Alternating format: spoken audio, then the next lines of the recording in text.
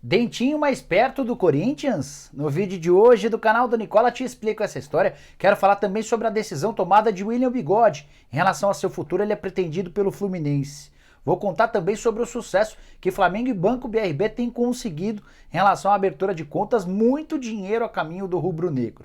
Para completar, te falo a respeito de Rafinha, apresentado como novo jogador do Grêmio, numa negociação que, do ponto de vista financeiro, foi bastante bacana. E por último, te falo também sobre o Vasco, que já tem 5 reforços para a temporada de 2021 e uma economia bacana na comparação com 2020.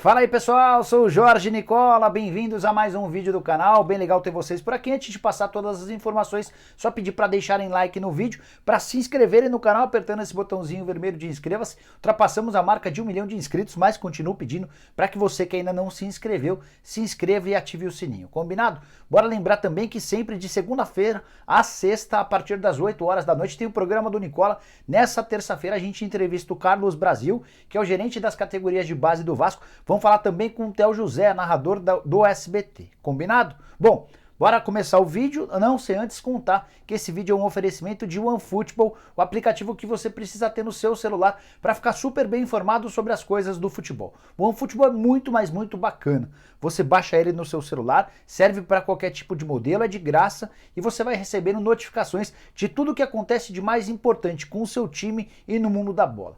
Para completar, o OneFootball ainda permite que você assista de graça aos jogos do Campeonato Alemão e do Campeonato Francês, tudo no seu celular. Curtiu, né? Então vou deixar na descrição desse vídeo um link do OneFootball, você vai baixar. Tenho certeza absoluta que vai curtir pra caramba. Bora começar o vídeo falando sobre o Vasco da Gama, que já tem 5 reforços para a temporada de 2021. O último deles, o Morato, recentemente apresentado, vai vestir a camisa 10 do Vasco da Gama no lugar do Benítez. Os outros 4, o zagueiro Hernando, o lateral direito e esquerdo Zeca, o meio-campista Marquinhos Gabriel, além do atacante Léo Jabá. O Léo Jabá e o Morato são os únicos que chegam por empréstimo até dezembro. Todos os outros 3 estavam livres do mercado e também fecharam até dezembro. Foi uma das formas que o Vasco encontrou, não oferecendo contratos longos para não onerar a folha a partir das próximas temporadas. Muito vai ser decidido a partir do desempenho do Vasco na Série B do Campeonato Brasileiro, se volta para a primeira divisão. A condição é uma, se mantém na segunda, certamente a condição é outra, muito pior do que a atual, que já é bastante complicada. Conversei com o Adriano Mendes, que é o vice-presidente de finanças do Vasco, está se recuperando de Covid, melhoras para ele, e o Adriano tem sido responsável por um plano, um orçamento bastante interessante do Vasco para a atual temporada. Entre chegadas e saídas, mesmo com esses 5 reforços, o Vasco já conseguiu reduzir em mais ou menos R$1,5 milhão por mês sua folha salarial. Folha que era de algo na casa dos 4 milhões durante a Série A do Campeonato Brasileiro, já caiu para R$2,5 milhões. O Vasco ainda vai contratar. A ideia é contratar mais 2 jogadores ainda durante o Campeonato Carioca e deixar para reforçar o restante do elenco a partir do momento em que a Série B começar para valer. Algumas saídas foram bastante importantes do ponto de vista financeiro. Entre elas do Benítez, que custava $50 mil por mês, do Pikachu, dono de um dos maiores salários do elenco, e do Fernando Miguel, que foi emprestado ao Atlético Goianiense.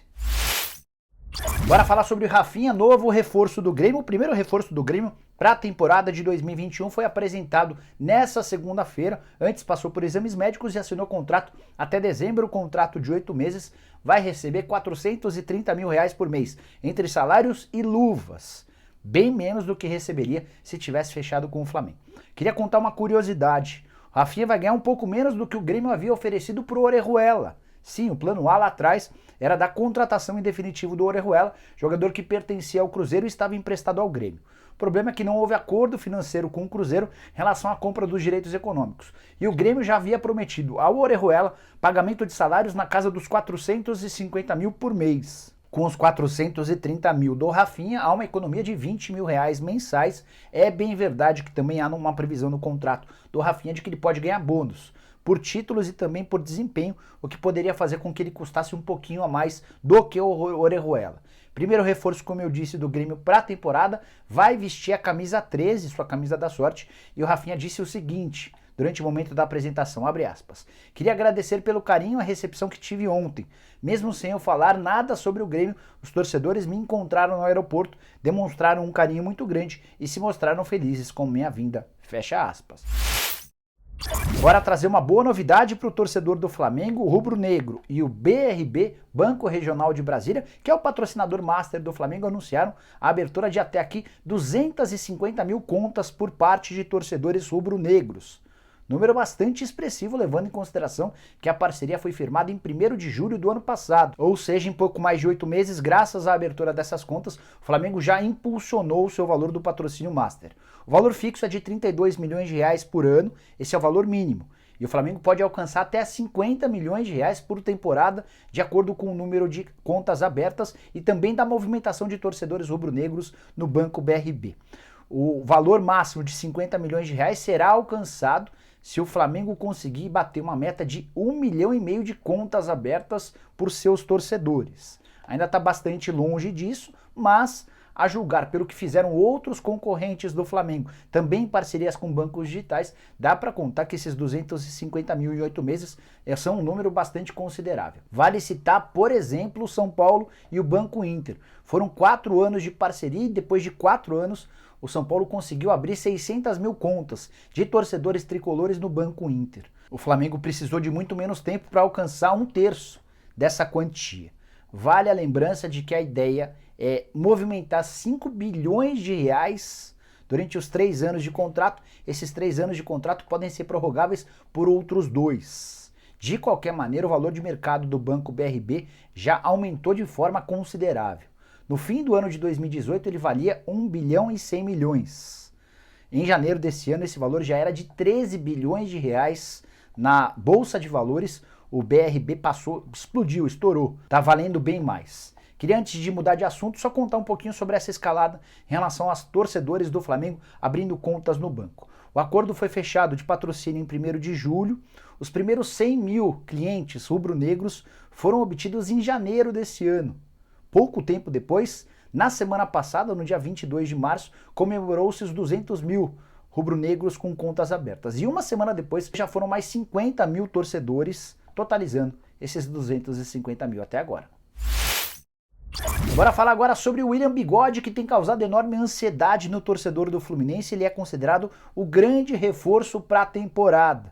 O Flu tem tentado convencer o Bigode e o Palmeiras a fazer negócio. O Bigode tem contrato com o Palmeiras até dezembro e a ideia do Fluminense era pagar 400 mil reais por mês de salário nessa temporada, mais bônus por gol, e 450 mil reais por mês na próxima temporada, também com bônus por gols. Seria o maior contrato no elenco do Fluminense, tudo porque comissão técnica e diretoria tem certeza de que o William Bigode cairia com uma luva nesse atual time que disputa a Libertadores da América. O problema é que os primeiros indícios do Bigode indicam que ele quer permanecer no Palmeiras. Ele nem falou isso para o Fluminense, mas já deixou bem claro para os dirigentes palmeirenses que se o Verdão topar prorrogar seu contrato, ele vai preferir ficar no Palmeiras. Por conta da adaptação, não só dele, como da família à cidade de São Paulo, por conta da relação que ele tem com o torcedor palmeirense e porque sabe que no Palmeiras ele vai brigar por vários títulos, não tem essa mesma garantia em relação ao Fluminense. Jogador de 34 anos de idade, que na última temporada fez 65 jogos e 17 gols. Tá desde 2017 no Palmeiras. Dá para cravar que o Palmeiras vai oferecer um novo contrato para ele? Não dá. O Palmeiras quer aguardar a volta do Abel Ferreira, que foi passar uns dias de descanso em Portugal. Ele é aguardado nessa semana e aí vai se sentar com os dirigentes para definir a questão envolvendo os jogadores em fim de contrato. Situação parecida, por exemplo, à do Felipe Melo. Então, depois de uma reunião da diretoria com a comissão técnica, o Palmeiras vai dizer o que pretende fazer em relação, por exemplo, ao William Bigode e a Felipe Melo. Se o Palmeiras sinalizar que quer a manutenção do Bigode, aí a ideia de ir para o Fluminense está descartada. Agora, se o Palmeiras indicar que o Bigode não faz parte dos planos para 2022, pode haver uma reviravolta e o Bigode acabar fechando com o Flu. Bora fechar o vídeo falando sobre Dentinho, que tem tudo para virar na metade do ano o reforço do Corinthians. Informação que me foi confidenciada por uma pessoa próxima do Dentinho que mora na Ucrânia.